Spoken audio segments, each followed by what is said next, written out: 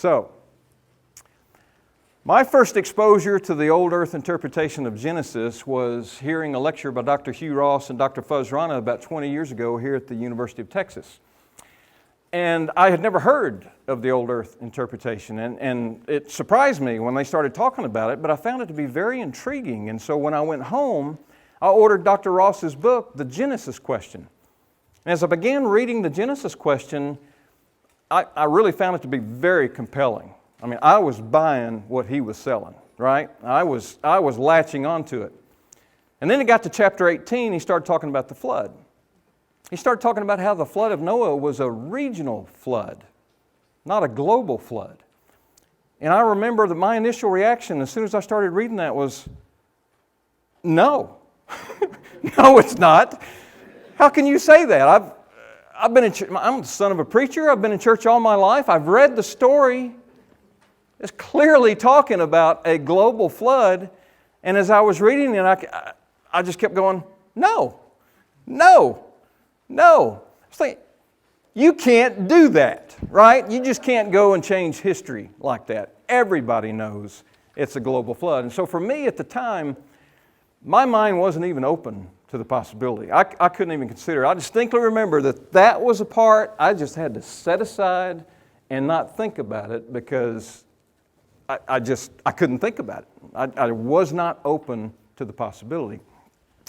And so the irony of this presentation is here I am 20 years later sitting here and I'm going to argue that the Bible is literally teaching a regional flood. I'm essentially going to present to you the evidence and the arguments that eventually convinced me. It turned me from being a closed-minded skeptic, if you will, in that regard, to being wholeheartedly convinced that the regional interpretation is the correct interpretation from Genesis. So let's begin by looking at a significant portion of the flood narrative that we find in Genesis chapter 7. We'll begin with verse 17. For 40 days the flood kept coming on the earth, and as the waters increased, they lifted the ark high above the earth. The waters rose and increased greatly on the earth, and the ark floated on the surface of the water. They rose greatly on the earth, and all the high mountains under the entire heavens were covered. The waters rose and covered the mountains to a depth of more than 20 feet. Every living thing that moved on the earth perished. Birds, livestock, wild animals, and all creatures that swarm over the earth, and all mankind, everything on dry land that had the breath of life in its nostrils died. Every living thing on the face of the earth was wiped out. Men and animals and the creatures that move along the ground and the birds of the air were wiped from the earth. Only Noah was left and those who were with him in the ark. Now, when we read that passage, it's pretty case closed, isn't it? I mean, when you read that, how many times does it have to say above the earth, on the earth, over the earth, before you get the message that what we're talking about is a global event? I distinctly remember 20 years ago thinking, man, can't you people read English? I mean, it seems so obviously clear when we read it. Well, a couple of main points real quick. So the first point is to recognize that when we read this passage, we are doing so in the 21st century. Okay? We enjoy a global perspective. Whenever we hear the word earth or we hear the word world, we think of the planet Earth. And the whole world to us is the whole planet Earth to us, right? However, the ancient writer who wrote this, did they think of the world and understand the world in the same way that we understand the earth and the world today? So this is the first important question, is did that ancient writer, who possibly was Moses writing in about 1400 BC, which is what I personally subscribe to, or even possibly Moses writing in about 1200 BC, which other scholars subscribes to, or even if the more liberal scholars who propose what's called the documentary hypothesis, and they believe that the Pentateuch was cobbled together by 4 or 5 editors writing somewhere between 500 to 1000 BC, even if what they believe is correct, is it possible that those ancient writers understood the extent and the scope of the earth and the world as we understand it today? I think it's highly unlikely that the writers and the people of that time understood the earth and the world in the same context that we do today. I think that it is much more likely that when they referred to the world, they were referring to the world as they knew it, the world as it existed to them, and the world as they lived in it. And a lot of scholars refer to this type of context as referring to, quote, the known world.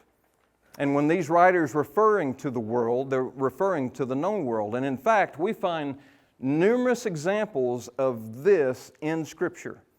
So let's look at some of these examples and see how it's used. We're going to begin by looking at 2 Chronicles chapter 9. It states, all the kings of the earth sought audience with Solomon to hear the wisdom that God had put in his heart. And then also in 1 Kings chapter 10, the whole world sought audience with Solomon to hear the wisdom that God put in his heart. Now the underlined and highlighted portion is the exact same Hebrew word that's used in the flood narrative. That's translated here as earth and world. Reading this at face value implies that every leader from every continent sent someone to Jerusalem to sit at the feet of Solomon to learn from his wisdom. Now, is that what we're supposed to believe? Well, nobody actually believes that that's what the passage is saying. Most all Bible scholars recognize that what is being referred to here is the known world, not the whole world. Most Bible commentaries that you read will assert this. So, for example, Barnes notes, it refers to that phrase, all the kings of the earth, rather, all the kings of the land.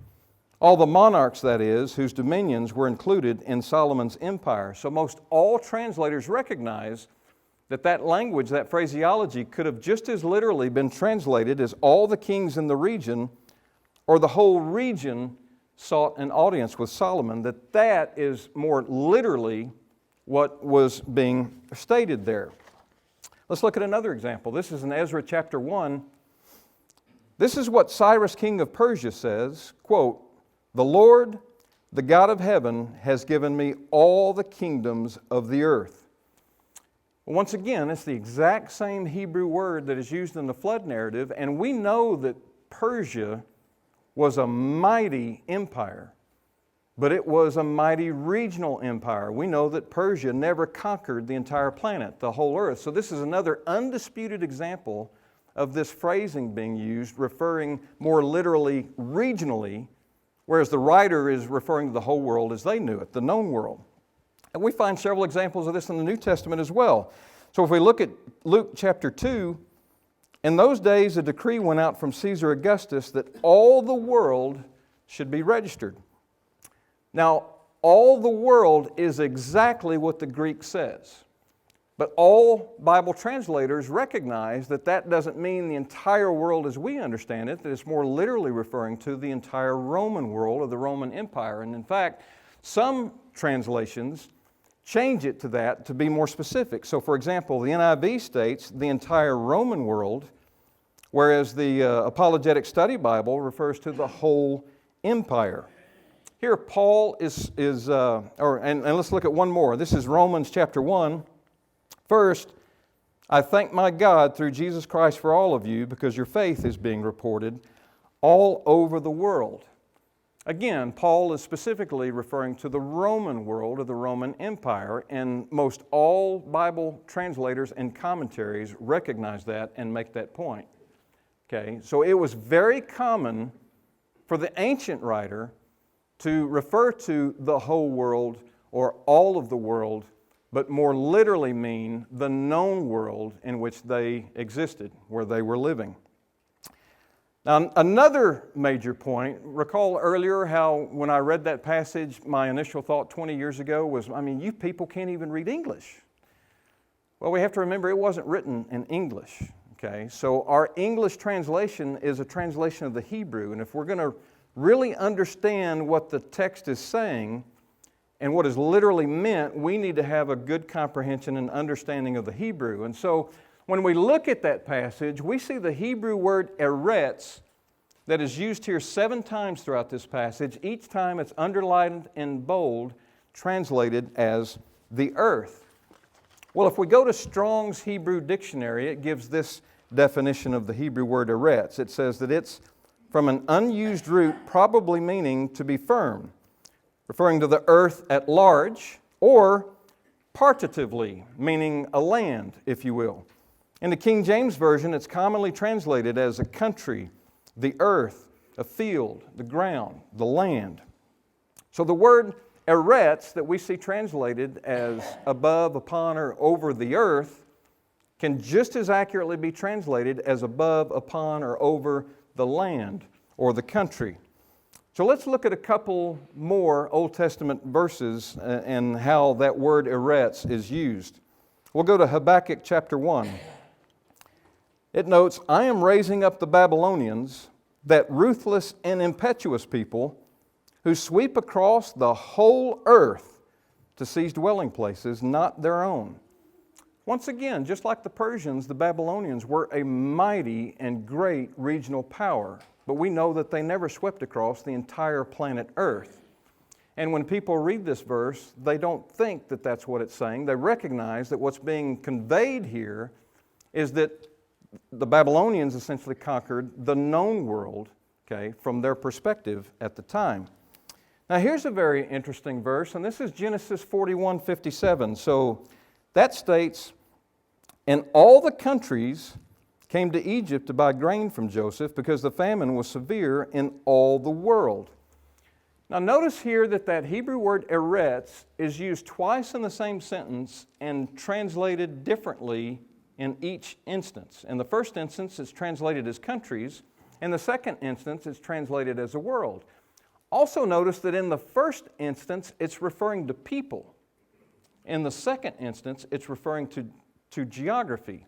That shows a little bit of the elasticity of this word. Now, when the King James translates this, the first part, they also translate countries, but the second part, they translate that the famine was severe in all the lands. Notice the difference in perspective when you read it was severe in all the world as opposed to it was severe in all the lands. When it says the lands, that is much more of a regional perspective. You don't think that the entire planet Earth had a famine. You think that it was severe in Egypt and the surrounding countries, right? And then also the NIV, even though they choose the world, that it was severe in all the world, they even have a footnote that all the world really means the known world from the writer's perspective. So here we have an example from the same author in the same book using the exact same phrase that you find in the flood narrative, referring to a regional perspective and not a global perspective. Let's look at one more passage to really drive home the point. And so this is Jeremiah 47. This is the word of the Lord that came to Jeremiah the prophet concerning the Philistines before Pharaoh attacked Gaza. This is what the Lord says, quote, see how the waters are rising in the north. They will become an overflowing torrent. They will overflow the land and everything in it, the towns and those who live in them. The people will cry out, and all who dwell in the land will wail. This is a regional prophecy involving the Philistines, but notice how here the translators of the NIV choose the English word land instead of earth. Once again, notice how much more of a regional perspective that gives. It's the exact same word that's translated as earth in the flood narrative, but here they choose the English word land instead. Again, it's a stark contrast in perspective. So authors Timothy Martin and Dr. Jeffrey Vaughn, they have this to say about the flood narrative. They note, consider the word earth in the account. The Hebrew word translated as earth in this passage is eretz. Eretz is translated as land in the Old Testament over 1,000 times. Let me repeat that. That Hebrew word eretz is translated as land in the Old Testament over 1,000 times. I read somewhere that eretz is the fourth most used word in the Old Testament. We have a multitude of examples of how that word is used and what it means. It's not an obscure word. They continue. It is also translated repeatedly as country and ground. The majority usage of eretz in the Old Testament refers to a local region of land.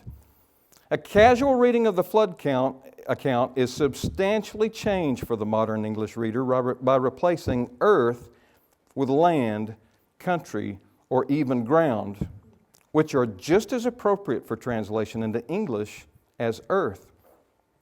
So, Professor David Snoke, in his book, offers the following as a more literally correct English rendition of the Hebrew in his book. So if we go back and we read the same passage from Genesis 7, he notes, "The flood continued 40 days on the land. The waters increased and bore up the ark, and it rose high above the land. The waters prevailed and increased greatly on the land, and the ark floated on the face of the waters. And the waters prevailed greatly on the land and covered all the high hills under the whole heavens.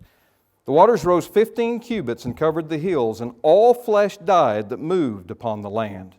Birds, livestock, beasts, all swarming creatures that swarm on the land, and all mankind. Everything on the dry land in whose nostrils was the breath of life died. He blotted out every living thing that was on the face of the ground, man and animals and creeping things and birds of the heavens. They were blotted out from the land. Only Noah was left and those who were with him in the ark, and the waters prevailed on the land 150 days."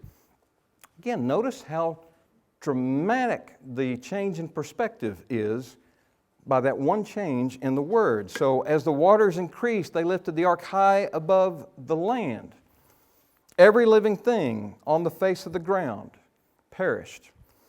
Now, a lot is often made of this phrase, "and all the high mountains under the entire heavens were covered." And again, in order to cut my presentation down to a manageable length and save everybody's lower backs from sitting in these chairs, I've cut it out of my presentation, but in the notes you will find a multitude of examples of how that exact same Hebrew phrasing is used elsewhere in the Old Testament, undisputedly referring to regional geography or regional section. But what I would like to do is to go to this phrase that every living thing on the face of the earth was wiped out. So here we see the Hebrew phrase Panayim Adamah translated on the face of the earth. Adamah as a word is also very similar to eretz in that it is often translated as the ground, the soil, the earth, and oftentimes when it's referring to the earth, it's referring to the ground on the earth, the soily earth. You know, if you talk about someone scorched the earth, you're just talking about the ground, not necessarily the planet Earth. But it can also be translated as the country and the land. Well, we see this phrase, the face of the earth, Panayim Adamah, also used elsewhere in Scripture multiple times. We're only going to look at one example to make our point, and this is in Zephaniah chapter 1. There it notes, "I will sweep away everything from the face of the earth, declares the Lord. I will sweep away both men and animals. I will sweep away the birds of the air and the fish of the sea. The wicked will have only heaps of rubble when I cut off man from the face of the earth, declares the Lord." In its context, this Zephaniah passage is a prophecy against Judah and the surrounding countries. So we know it's definitely a regional prophecy. So here's another undisputed example of the face of the earth referring to a regional geographical location, not specifically to the entire planet Earth. Also notice how strikingly similar this language is to the flood narrative, right? And the way that it talks about the destruction of all living things on the face of the earth. Perhaps one of the more convincing examples can actually be found in the flood itself. So if we move forward to Genesis chapter 8, verse 5, we read, "On the first day of the 10th month, the tops of the mountains became visible." So even from a global flood perspective, okay, we would no longer say that the flood is covering the entire surface of the earth or the entire surface of the planet. We have mountains, we have ground sticking up in the distance where we can see the tops of mountains, right? However, just 4 verses later, we're told the dove could find no place to set its feet because there was water over all of the surface of the earth. That also seems to confirm that when it refers to all of the surface of the earth, that it's not thinking about planet Earth as we're thinking about it. It's thinking about the known world from their perspective. Now, when the ancient writer records this biblical epic, it is clear that it is truly an epic event. This is not just some local 100-year flood that is being conveyed here. This is an event that is going to leave an echo throughout history. Okay? The fact that the water flooded and devastated the entire known world as opposed to the entire planet Earth doesn't change that in the slightest. Now, it's beyond the scope of this presentation. I just simply don't have time to get into it to talk about the scope of the destruction in regard to humanity. So some regional flood proponents, for example, Reasons to Believe, takes the position that even though the flood was geographically regional, that it was still universal in its destruction of humanity because they believe that humanity had not yet migrated outside of the Mesopotamian region. Therefore, that flood could still kill all of humanity except for Noah and his family inside the ark. However, there are other regional flood proponents that don't believe that you have to do that. In the same way that the destruction to the animals, the birds of the air and the things that creep along the ground was limited to the Mesopotamian region, that it also could have been limited to the humans in the Mesopotamian region. They say that once the geographical context has been set, and that's where the destruction is, you're not required to believe that it killed all the humans on the planet if other humans existed. Again, maybe we can get into that in the Q&A, just don't have time to do it in this presentation. A couple of other lines of evidence for this regional interpretation. So Peter, in the New Testament, in both his first letter and his second letter, refers to the flood.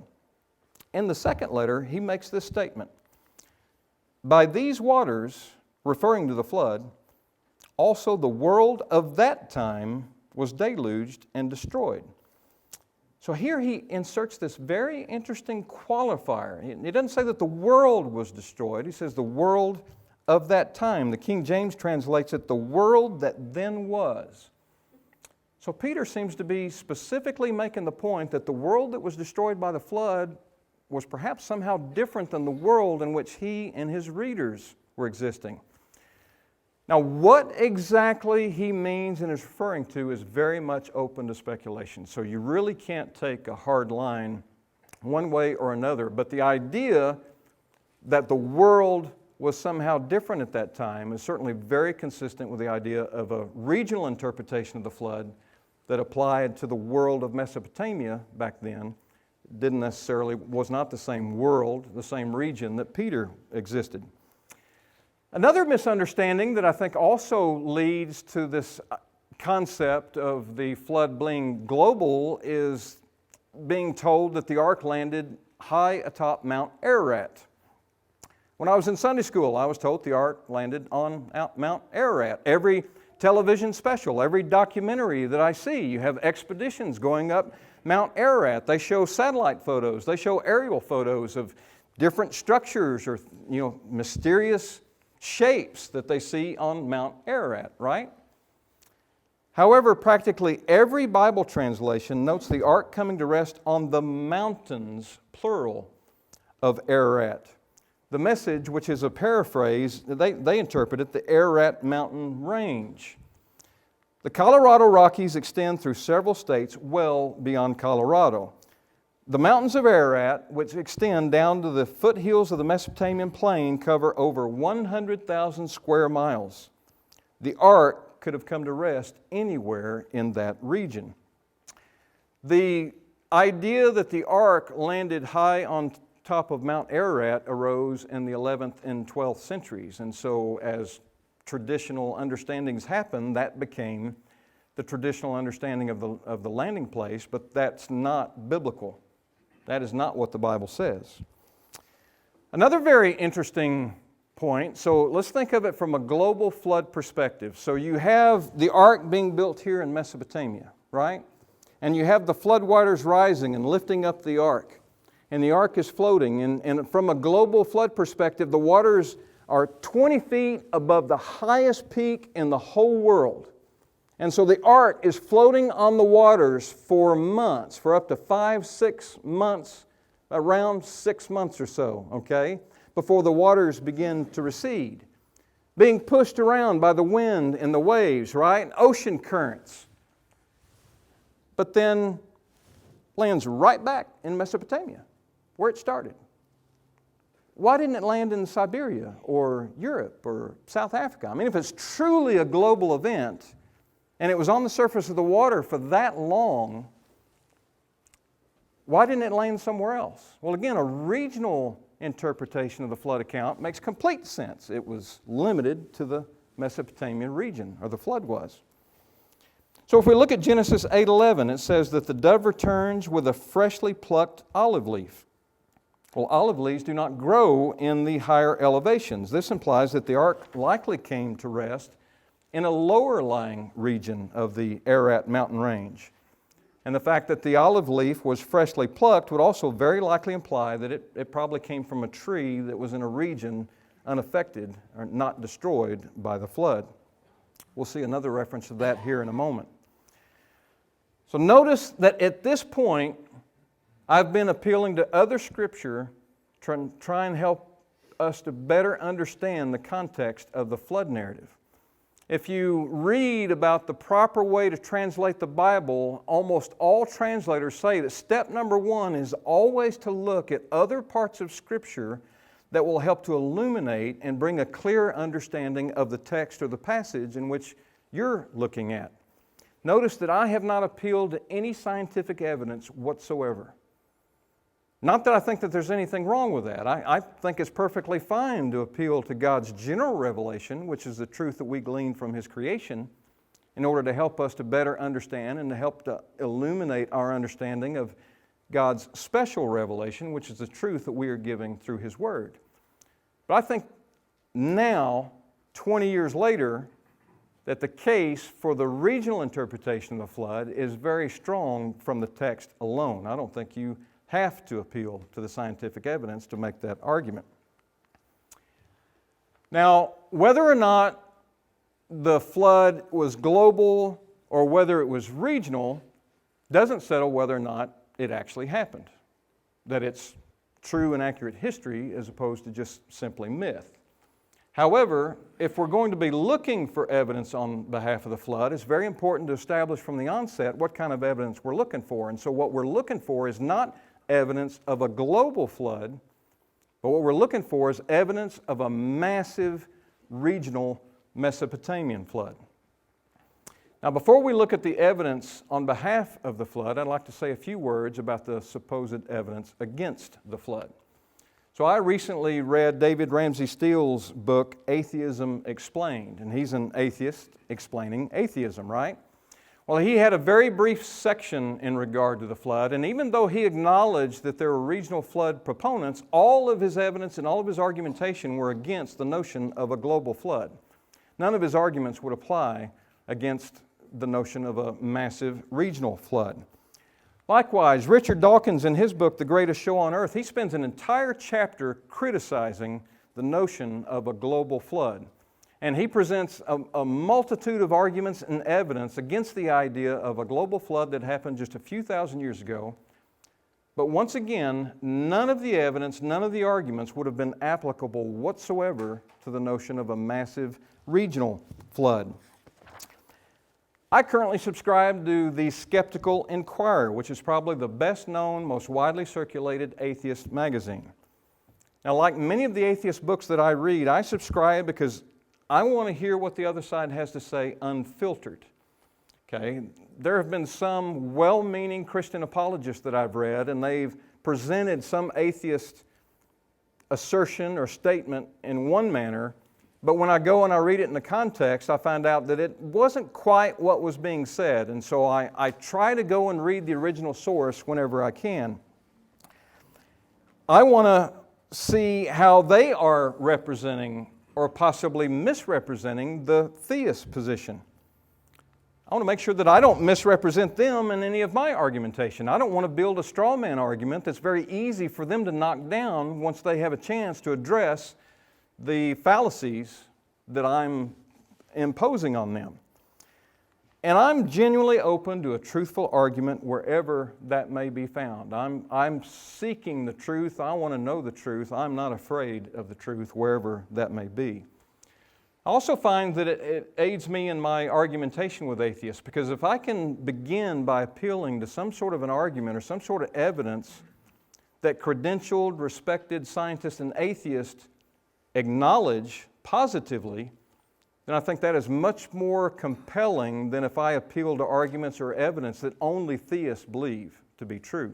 Okay, so I find that to be very helpful. Well, in the March-April 2018 issue, retired geologist Lawrence Collins wrote an article that was titled 21 Reasons Noah's Worldwide Flood Never Happened.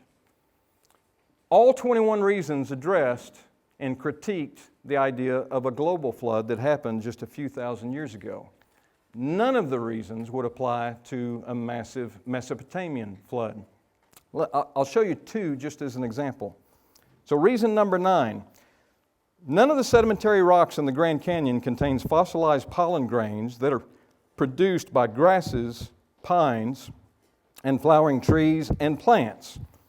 Whereas these same rocks in the canyon contain only spores of algae, ferns, moss, and fungi. Well, a worldwide flood would be expected to mix these tiny structures if all were alive at the same time of Noah's flood. And this mixing did not occur.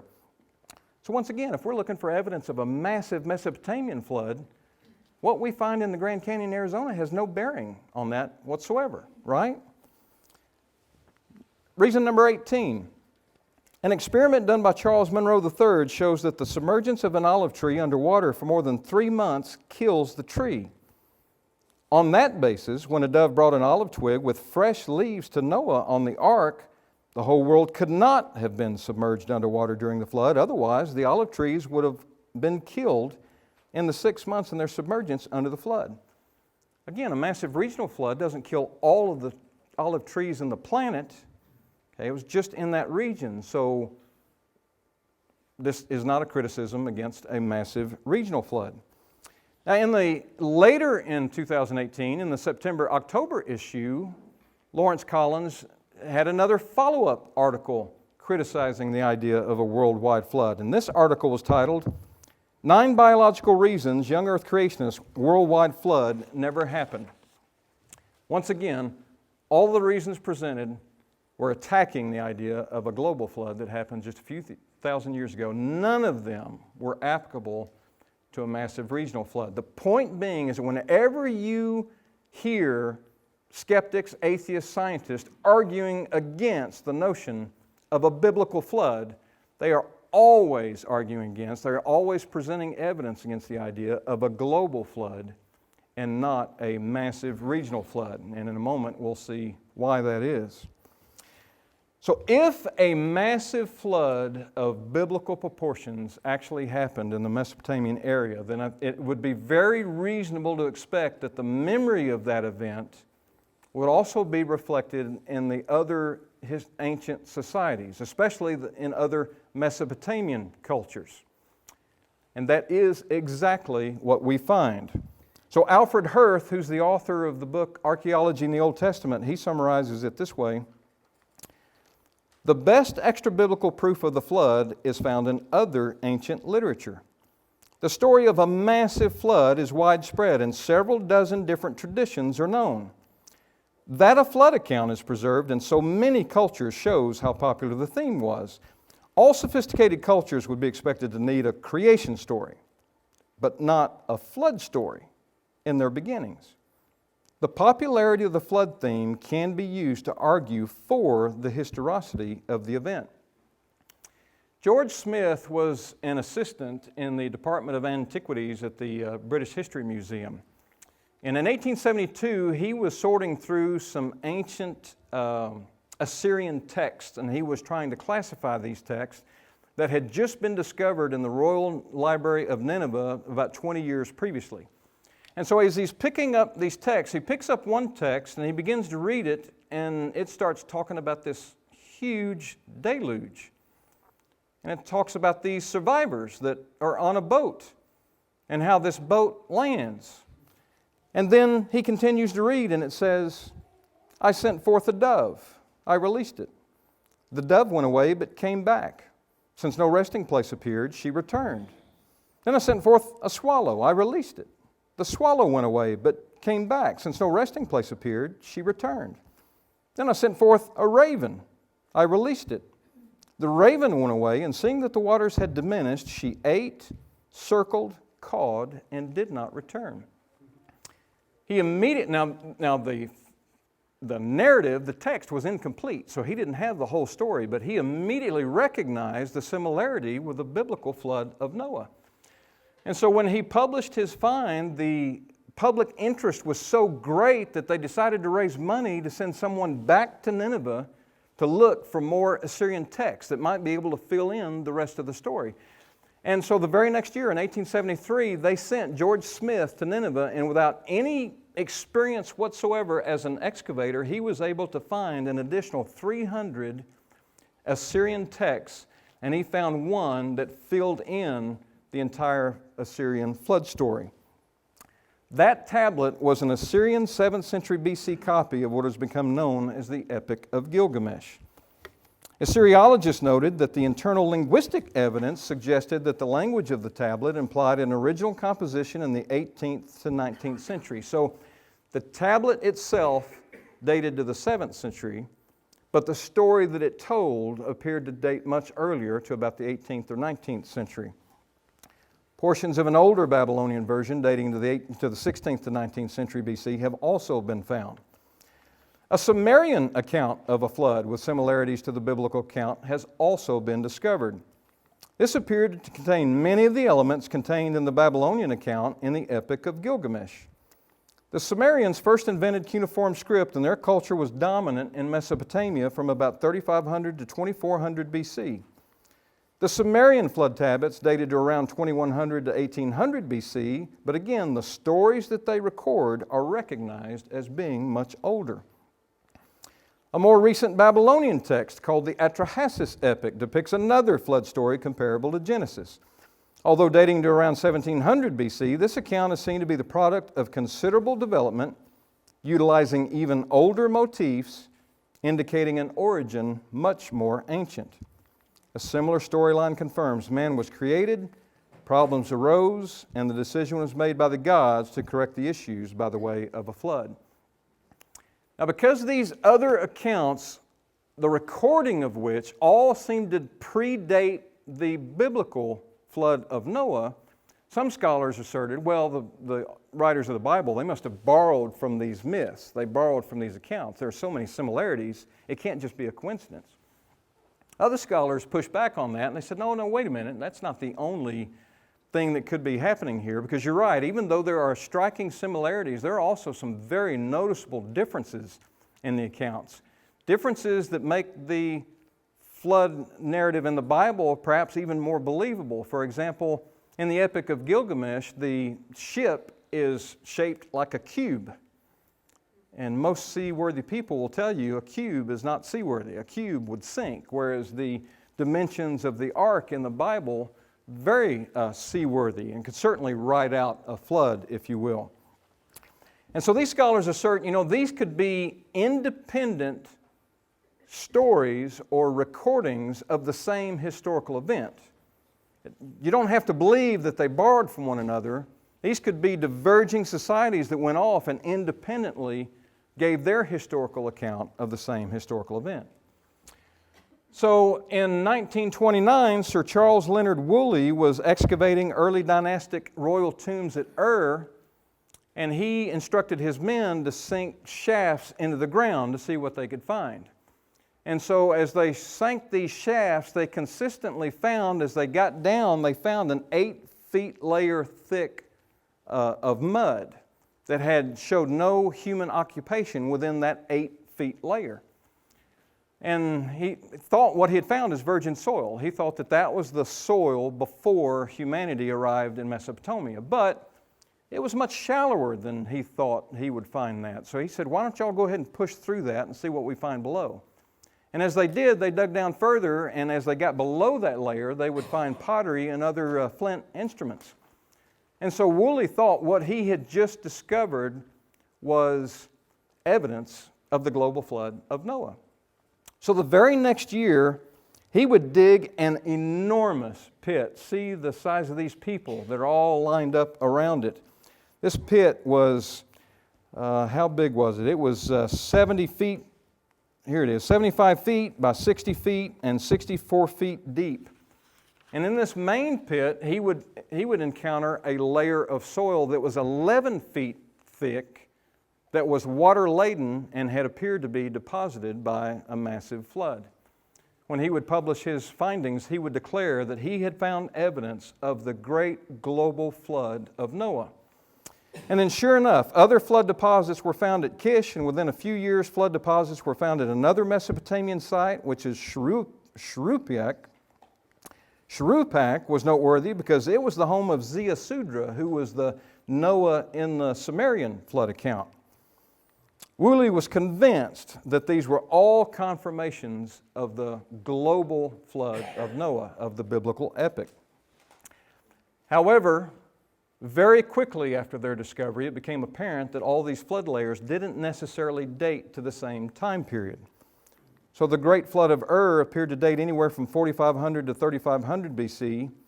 The floods at Kish yielded 3 different dates, anywhere from 3000 to 2600 BC.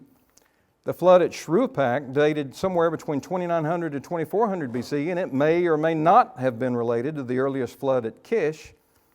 Other Mesopotamian flood layers have also been found dating anywhere from 5000 to 3500 BC.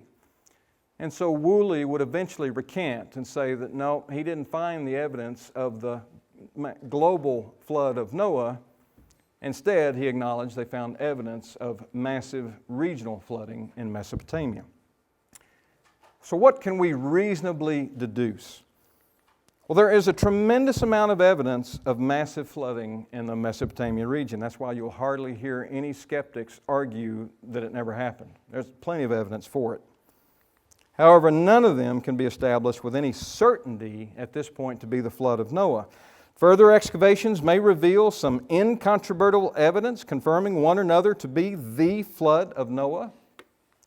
Such confirmation may also continue to elude us. So I think as seekers of the truth, we have to be open to further discovery, open to the evidence. There may be some sort of future discovery that really is impactful and is very credible in affirming the flood of Noah.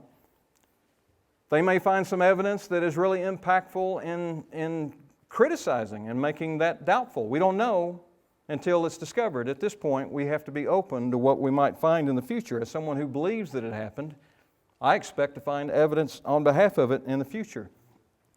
Eric Klein is an internationally respected secular archaeologist, but he wrote a short book called A Short Introduction to Biblical Archaeology. He summarizes it this way. He notes, on a larger scale, there is geological evidence that in the not too distant past, certainly by the time that humans occupied areas of the Near East and Asia Minor, that extensive flooding sometimes occurred over a wider area. Now, these events could have been the catalysts for the myths and the epics of a great flood. It is conceivable that such localized, perhaps devastating floods were the origin of the stories told by the Sumerians, Akkadians, and Babylonians that have so many details in common with the story of Noah and his ark in the Bible. So in closing, I'm going to appeal to a very unlikely source, okay? So I mentioned that last year, retired geologist Lawrence Collins wrote these 2 articles in Skeptics magazine. And in his second magazine, 9 Biological Reasons Why the Global Flood Never Happened, he closes with this statement. He closes the article with this. They all give the same conclusion, that a worldwide flood never happened, and on that basis of erosion rates in the rocks in the Grand Canyon in Arizona, the earth cannot be 6,000 years old. Nevertheless, a large local flood in biblical times could have happened. I remember reading that and thinking, wait, what? What did he just affirm? Because it just so happens, I think the Bible teaches that a large local or regional flood happened in biblical times. Now, what was interesting about that statement is that he footnoted it. And so as I go and I look at the endnotes and I pull it up, the endnotes refer to an article that he wrote for the National Center of Science Education in 2009. Very interestingly, the title of that article was, yes, Noah's flood may have happened, but not over the whole earth. So I then researched that article, and when I found it, I read it, I just almost couldn't believe what I was reading. And so I'm going to close by quoting it extensively. And again, keep in mind, I'm reading what a writer, a contributing writer to Skeptics magazine, the most widely publicized atheist publication, who wrote this article that was published in a prestigious science journal, the National Center for Science Education. So in his article, he notes, the Quran has almost a duplicate story with a similar huge boat that transported animals and a worldwide flood. In addition, 2 older stories exist in ancient Babylonian epics that describe a huge flood. One is the Epic of Gilgamesh, and the other is the Epic of Atrahasis. Now, because these stories all describe an ancient huge flood in Mesopotamia, it is extremely likely that a huge flood could have occurred. Almost every culture through history has a flood story to tell, but in each of these times and places, the floods would have been local and not worldwide. Now, the watershed for the Euphrates and Tigris rivers on which the flood could have occurred is an area of more than 1.6 million square kilometers. On that basis, if abundant rain fell not only in the mountains of Syria and Turkey, but also in Saudi Arabia and Iran, the tributary streams from these countries would all contribute their volumes of water to the floodplains of the Tigris and Euphrates rivers. Downstream, the water, quote, piles up because it does not flow very fast downhill on a nearly flat surface. Therefore, downstream water depths could reach 32 meters or more above the tops of the levees. All higher land on the natural levees where the people and villages were present would be completely submerged. When the huge storms ceased that caused the flood, there would have been huge lakes, and it would have taken months to drain the water in these lakes into the Gulf, which could as easily explain why the Noachian flood took so long to recede, as much as 1 year, according to Genesis. Evidence of this poor drainage can be seen in present-day lakes in the floodplains. Now, because of the curvature of the earth, the horizon drops from where the viewer is standing, and so the drop is proportional to the square of the distance between the viewer and the object on the horizon. Most of the hills in this region that are as much as 15 meters high are more than 95 kilometers away from the river levees. Therefore, the survivors of the flood could see only water in all directions while they were floating down the Tigris River and over the floodplains. So that emphasis in original, he emphasized that. I'm quoting his emphasis. Many of those hills would also be partly covered with water, which would make their tops project less above the water level, and therefore the curvature of the earth would make them disappear from the line of sight in even shorter distance than 24 kilometers. None of the high country in Saudi Arabia and Iran would be visible to a tribal chief or Noah. On that basis, the whole world would definitely appear to be covered with water during the flood, and that was the whole world for the people in this part of southeastern Mesopotamia at that time. Conclusions? If the 3.4 meter thick layer of flood deposits in southeastern Mesopotamia represents a huge flood of ancient times, and if it is the remnants of the one described in the early Babylonian epics, then the authors of these epics were likely survivors who lived in a village on natural levees on the lower parts of either the Euphrates or the Tigris rivers, where the floodwaters covered their village, natural levees, and adjacent floodplains for distances of 160 to 320 kilometers, so that no land could be seen, and their whole world would have been underwater. Collins is obviously putting a secular spin on the evidence as he sees it, but there are 2 points that I think are clear. The first point is I think that he's making it very clear that this flood was very likely a real historical event. The second point is that he seems to be going out of his way to affirm that the biblical description of the flood could very well be phenomenologically correct. Phenomenological means from the viewpoint of the observer. We use phenomenological language when we talk. Whenever we use the word sunrise or sunset, we use those words phenomenologically. We know that the sun is not moving. We know that the earth is rotating. But from the viewpoint of the observer, it appears to be moving, and so that's why we say sunrise and sunset. For me, I could very easily appeal and close with a quote from a nationally recognized evangelical Christian apologist who would wholeheartedly endorse every single word of the flood narrative. But I think for some people, especially for skeptics, they're going to find it much more compelling to look at what is a more measured confirmation or a more measured affirmation by a science who wrote an article in a prestigious science journal. And so for me personally, this is just another example of how we see critics of the Bible who will rise up and they will criticize some sort of narrative, some sort of historical event that's contained in the Bible and say that is pure fiction. That is nothing but mythology, has no basis in truth whatsoever, only later to have some sort of scientific discovery come up and that evidence build to the point where people start to say, okay, all right, well, wait a minute. You know, there might actually be a little bit more truth to this than what we were originally giving it credit.